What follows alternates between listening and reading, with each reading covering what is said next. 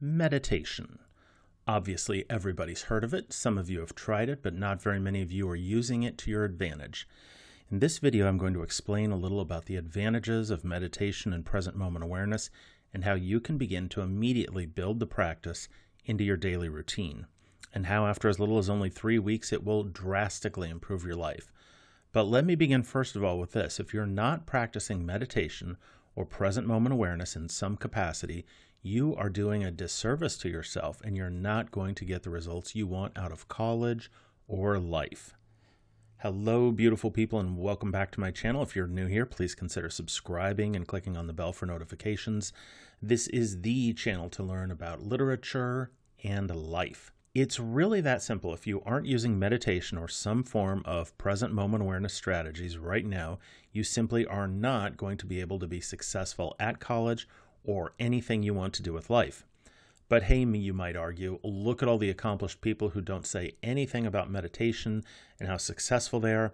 And I will admit it's true that all kinds of successful people in business, sports, entertainment, people at the top of their games don't say anything about meditation. However, that's what's probably going on with them is that they went through some kind of period earlier in their career where they were able to figure out what they were good at, how to climb up that ladder of success without specifically using meditation, but through a sort of trial and error process, which did two things for them. Number one, it helped them to make sure they were in the right vocational choice in the first place. And number two, it helped them to begin working their way up to the top in an intelligent and functional manner.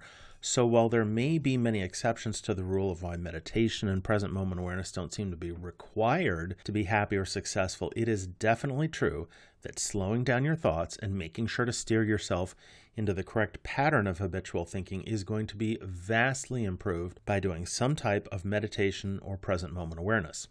In my previous video about the number one tip for being successful at college, time management, I briefly mentioned how cultivating present moment awareness and conscious decision-making were so important. So before we go any further, let's define and explain this important phrase, present moment awareness. What does this mean? Where does the term come from? Well, the author and public figure most responsible for bringing this term into present use is definitely Eckhart Tolle. For those who don't know, Eckhart Tolle is a German-born writer and workshop leader who studied psychology and philosophy in London before discarding his academic career and moving to the west coast of North America and publishing a book with a small press in 1997. The book is entitled The Power of Now, and as the name suggests, it's a book about the present moment. Just really quickly before we go into any more details on him or his principles, I do want to say that he's definitely not the first person to describe the power and importance of living in the present and not taking all our thoughts too seriously. In the 20th century, Alan Watts, Thich Nhat Hanh, Pema Chodron, Byron Katie, and a host of other philosophically inclined authors and meditators have tried to help the masses by describing the power of present moment awareness. But let's jump right into a quick explanation of what present moment awareness is and how one can begin to use it for conscious decision making. In a nutshell, present moment awareness is simply being more and more aware of your inner mental dialogue, as well as the sensations of your body, and then steering your thoughts toward less harmful inner mental conversations. That's it. It doesn't matter what books you read on the subject. It doesn't matter if you try and do it from a Buddhist perspective. It doesn't matter if you label it as present moment awareness, conscious decision making, or whatever the label. The whole concept boils down to one simple strategy: becoming aware of what's going on in your mind. It's really like meta thinking, meaning that you're becoming aware almost simultaneously of your thoughts as you have them. So keep in mind that the vast majority of our thoughts are not of our own choosing. Although that seems crazy when you first contemplate it, it is absolutely true. The majority of our thoughts are not of our own choosing. We're being influenced 1,000 times a day by things we see in social media, ideas from our subconscious, things our friends or coworkers are saying, so much so that for the vast majority of us, our mental processes are on a crazy loop pattern that we're not even aware of. Present moment awareness is learning to slow down our frantic thoughts so that we begin to notice which ones are helpful and which ones are harmful. As you do this, you can begin to shape and mold your thoughts, and very slowly at first, you become more and more aware of steering yourself in the direction of functional and healthy thoughts. So where does meditation come into play regarding present moment awareness? Meditation is simply a very concentrated effort to slow down our mind as much as possible so that we're 100% completely aware of the thoughts we're thinking, as well as an awareness of the sensations our body is feeling. The best kind of meditation is Vipassana, or insight meditation. In a proper Vipassana meditation session, you decide to do a pre-planned, timed meditation session. There are 3 simple components to Vipassana. First, you sit in a simple posture to keep your body still. That could be a formal half lotus position or just simply sitting on a chair. Next, you try to focus your attention laser-like on your body only. So I prefer sitting in a chair with a solid back and then bringing my attention slowly up from my feet into my legs, my lower back, and then slowly up into my shoulders, arms, neck, and head. This can take anywhere from 1 minute to 5 minutes, depending on how much time you have and your personal preference. As you bring your attention up toward your shoulders, then you begin to notice the slight inhalation and exhalation of your breath and the corresponding movement in your chest or abdomen. As your attention moves up finally into your head, you rest your attention in your nose and notice the breath entering and leaving your nostrils. Keeping your back firm and straight without being strained is all you need to do for a proper seated meditation. After you've taken a few minutes to bring your attention up from your feet to the top of your head, then you've naturally begun to focus on your breath. It's best then to choose one of those 3 areas, either the rising and falling of your chest, the movement of your abdomen, or the sensation of breath coming and going from your nostrils. Either one of these 3 areas is fine. And now that you have decent posture, you've shifted your attention into your body, and you're noticing the gentle, normal in and out of your breath, you'll keep your attention on your breathing process while also noticing where your attention wanders off to and all the crazy thoughts that begin to come up. When you're aware of your thoughts wandering away from your breath, consciously shift your attention back to noticing your breath. That is it. It's not rocket science, and no matter how long you practice meditation, nor how emotionally aware you become, you don't ever need to change this simple practice. I first learned to practice Vipassana meditation over 20 years ago. I dabbled with Zen, different types of Tibetan meditation, and the non-religious meditation practice that's called mindfulness-based stress reduction. All of those are lovely variations, but true Vipassana is all a person ever needs to learn. And I have an excellent 20-minute guided Vipassana meditation linked in the description below. So here's where the connection comes between making a decision to begin a daily meditation habit and present moment awareness. It's really simple. When you commit to a daily meditation practice, you are training your mind to be more self-aware. Then, as you get better and more focused in your timed meditation sessions, you use that focused feeling of heightened awareness in your daily life. So begin walking to class if possible. Try going for a few blocks or the whole way without listening to anything. Take your earbuds completely out. It's actually a completely legitimate and traditional way to practice meditation, walking meditation. You can also take this moment of heightened awareness into eating. When you get ready to order food at a dining hall or you're getting groceries, take the time to slow down your thoughts, just slowing down your mental processing. You're kind of shifting and sifting out the things which aren't serving you, the sort of crazy, scattered, frantic thinking that we all, get involved with naturally.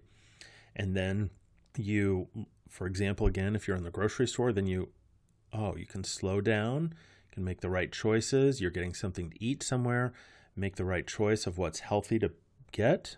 And that's where the practice from meditation of gaining more control of your thoughts and gaining more self-discipline, basically mental self-discipline, where that practice and skill that you've built up in daily meditation sessions, that's where you begin to transfer it into daily decision making. So that's why I wouldn't recommend that your daily meditation be longer than 20 minutes. That is probably too long, especially if you're a beginner. Because if you try for too much at first, you're more likely to just fall off the wagon. So ask yourself to do a formal meditation session 2 to 3 times a week. That's it, just 2 to 3 times a week. But here's the key, and this is so important. You have to, let's say you make a commitment to just do meditation 3 times a week, maybe for 5 minutes, and 15 minutes. and that's good enough for a beginning. So 3 sessions, 2 of them are short ones, one of them is just a little bit longer at 15. But here is the key, and this is what throws people off when they don't figure out a way to do this, is that you have to do some way of holding yourself accountable. So mark it down in some way. There are apps which help you track your healthy habits. That's fine. You can put it on your daily to-do list if, for example, you're taking the advice and the suggestion I gave in my first college success video about time management and about making a to-do list, either before you go to bed at night or first thing in the morning. So then you're putting it down there and you're making sure, again, not every day, maybe 3 times a week for when you first are getting used to meditation, then you'll be much more likely to stick with it. And that's plenty. That's going to be life-changing. So, and then if it is on your list, you're making sure to do that. Again, even if it's only for 5 minutes, you're making sure to do that at some point in the morning or early afternoon before you begin to do things which are more social or more fun, watching TV, going out with your friends, etc. So like I said, if you can just do this 3 times a week, I guarantee you will feel a noticeable change in your daily routine. And then the important sort of ramification of this is that you're going to attempt to try to bring some of that mindfulness and heightened awareness from your formal session into your simple everyday tasks, even just things which seem totally routine and boring. Then you can bring that mindfulness and that sense of power over your own attention span, bring it into very simple things, often things that just require things that you're doing physically, like you're taking your shower, you're folding your clothes, you're straightening up your apartment. Those things can be like gifts because they're routine, they're boring, they're simple, they just involve a few, just moving around. But when you're able to then bring this present moment awareness into that, it's not that you're going to become enlightened or anything like that, or you're going to feel bliss. Not that at all. All you're doing is recognizing, oh, I have more and more power over my attention span. And that is the key to everything. Getting more and more control and power over your own attention span. So as you bring a sense of heightened awareness and consciousness to simple everyday tasks like this, you'll actually begin to notice allowing yourself to have this sort of deeper intelligence from your own self into other areas of your life as well. And this is really the end goal of meditation practice in general, because the more you can sustain a field of awareness that's uncontaminated by judgmental speculation about your life situation, then the stronger you're going to become. So I'll say that again because it's important. As you begin to develop a daily meditation routine, and again, it's going to take a couple of weeks, so that's why just start off simple with you're going to say to yourself that you're just going to do meditation 3 to 4 times a week. Several of those sessions are just going to be 5 minutes apiece. One will be a little bit longer for 15 or 20 minutes. And then as you do that, what's going to happen, and then you also bring that heightened awareness into, again, simple things like walking to class, folding your clean laundry, straightening up your room, things like that, then not only do you have that more mental resources, but you're also going to begin to figure out how to be less judgmental. And I know that sounds like a stretch, and I'm not trying to be like hokey or crazy or new agey or anything like that. All I'm saying is that once you have that more heightened control over your consciousness and your thinking, then you're going to be able to slow down, and your thoughts aren't going to go running off in these crazy ideas, which are often self-critical to the point of being debilitating, or you focus on some political figure or some person that you know in your friend group, and you're thinking about how much you hate them and how crazy they are. Well, those are just these judgmental, rambling, crazy ideas you're having, which aren't doing anything for you. Maybe they're even true, but it doesn't matter because it's not a productive and healthy way to live your mental life. So that's really kind of the end goal, is to not only become more in control of what we're thinking, but also to detach ourselves so that we're not as judgmental about what's going on in our own life, and judging other people. So start with a commitment today to do a short meditation of just 10 to 20 minutes. And then immediately after you're done, make a decision about when might be a good time tomorrow to plan a shorter one. Tomorrow's could just be 5 minutes. And then above all, hold yourself accountable, either writing it down and crossing it off a daily to-do list, using an app, posting about it on social media, or texting a friend. And very, very soon, you can, after just a few sessions of this and then trying to bring it more into your daily life, you're going to watch and see how soon you can sort of whittle down the anxiety and the stress and gain more control over your own life. So thank you very much for watching the channel, and begin immediately, and don't ask too much of yourself, but hold yourself accountable, and it's going to create a whole new you.